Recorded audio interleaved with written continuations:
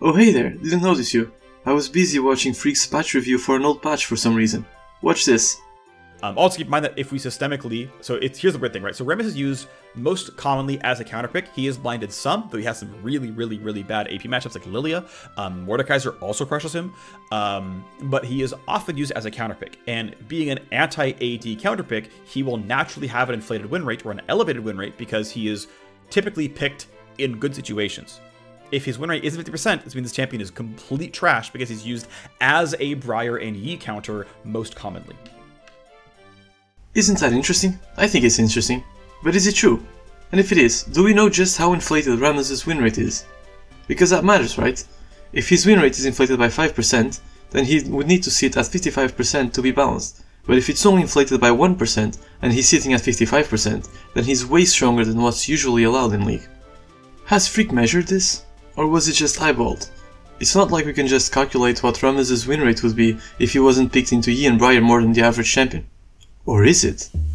We know his win rate into every champion on every role, as well as the pick rate for every champion both into him and in general. His overall win rate is just his win rate versus each champion, weighed by their play rate into him.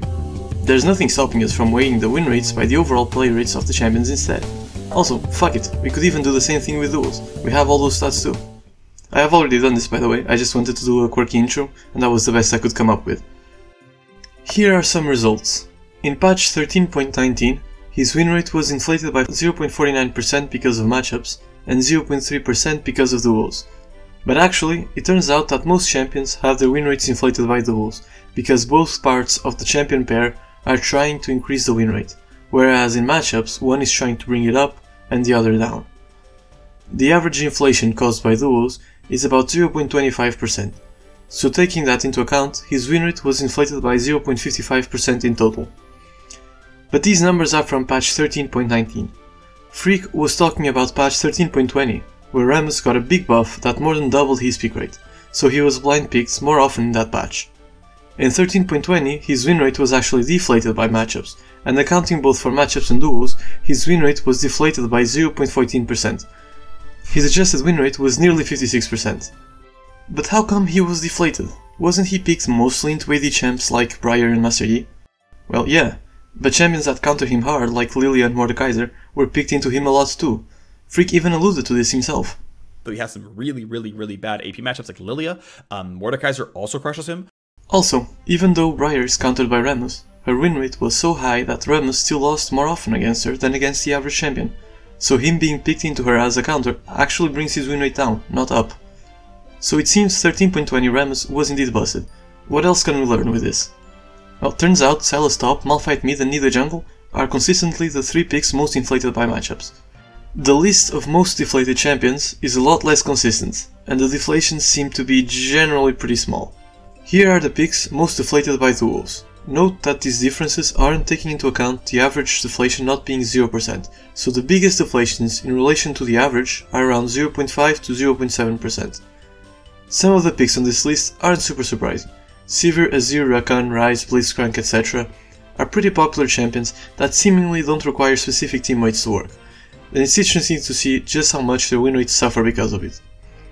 But some are a bit weirder. For example, Malphite and Yasuo are deflated because they're often paired together in weird roles, probably by people trying to force their combo. These people are probably not good with these champions and just pick them for the cheese, which brings their win rates down.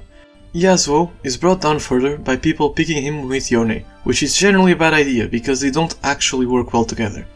And before you ask, yes, I kid you not, Yasuo bot's win rate is the most deflated because people pick Yone support to pair with him. The inflations are also really interesting. Tahm Kench bot is inflated by Senna support, Yuumi and Lulu are inflated by being picked with hyper carries, and AP junglers are inflated by only being picked with AD solo laners. All things considered, the champions whose main role is deflated the most seem to be Nunu and Zac at around 0.5%, and the most inflated are Talia and Nidalee. Interestingly, all 4 of these are junglers. Maybe it's particularly important to draft junglers that fit the draft. Something else that this approach helps with is calculating delta 2s. I'll add the video where I explain them in the top right corner in case you don't know what they are or how they're calculated. But the TLDR is we calculate an expected win rate by converting the general win rate of the champions being analyzed into ratings then compare this expected win rate with the measured win rate of them either with or against each other. Here, instead of using their overall win rates, we can compensate for the inflation caused by play rates in the role of the matchup/duo on both champions and use these adjusted win rates instead. For example, looking at Sylas top vs Malphite top in patch 13.22. Instead of using 50.67 for Sylas' baseline win rate, we use 49.38%, and for Malphite, we use 51.66% instead of 51.74%. This gets us a delta of 8.88% instead of 7.67%, which isn't a massive difference by itself, but on tools like DraftCap, which sum several of these delta 2s, this can definitely add up. There's a link to the spreadsheet with the stats used in this video in the description. Unfortunately, since LoLalytics is getting a big rework soon, all the tools I've made to work with it will break, including the extrapolated sets override, so if you use it, be aware it will stop working when the update hits. And looking at the beta, I don't think I can make the override work again, as well as most of the custom scripts I use, so I'll be on the Discord requesting Reavers to add stuff to LoLalytics. There's a chance you'll see -n plus extrapolated sets from the override, as well as the adjusted win rates and delta 2s I've talked about in this video on LoLalytics, but there's no guarantee, so keep an eye out for that. And if you really want them added too, you can join the Discord. I'm sure there's going to be a lot of discussion about feature requests over there when the rework leaves the beta. I think we're at an important crossroads in public League of Legends stats. The LoLalytics rework could lead to a lot of very useful new stats and improvements, but only time will tell. Well, that's everything I wanted to cover in this video. The new Path of Exile leak is dropping soon, so if you see a character called Jeff but spelled weird, it will probably be me in full degenerate mode, no-lifing some weird Flicker Strike build. Using power charges instead of frenzy charges for Flicker Strike is back, so I might just repeat the build I did last league. Oh, also, if you're still here, leave a comment with the word banana to celebrate this channel's first anniversary. Well, that's everything. See you next time.